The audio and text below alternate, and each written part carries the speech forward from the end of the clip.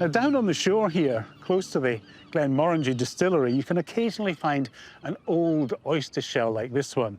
Now, sadly, it's very, very dead. But just think, a couple of hundred years ago, there would have been a huge oyster bed, an oyster reef, if you like, stretching from the shore out into the Firth.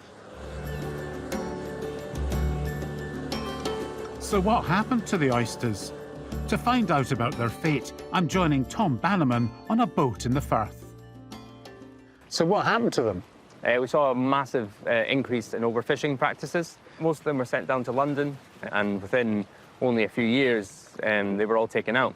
So you're saying that we ate all our oysters? We ate all our oysters, and nowadays we only have small populations on our west coast and virtually none on our east.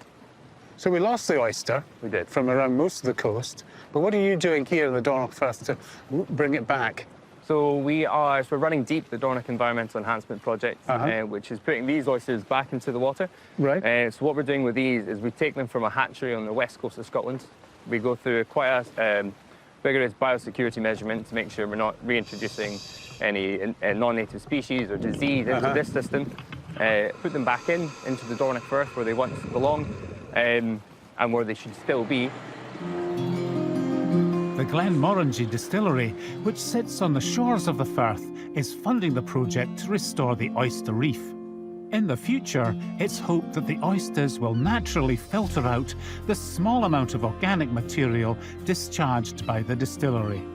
Over time, it's hoped that the reef will become self-sustaining and grow in size and improve the water quality and biodiversity of the Firth. By about 2030, we'd hope to increase the population from 70,000, of which we are right now, all the way through to 4 million, which is when we believe that a sustainable oyster population would be present in the Dornoch Firth.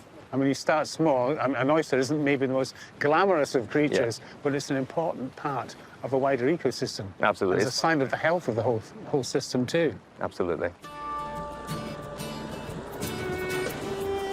I like this story. Whiskey and oysters, two of my favourite treats, go hand in hand to protect the purity of the water where the River Oikel mixes with the sea.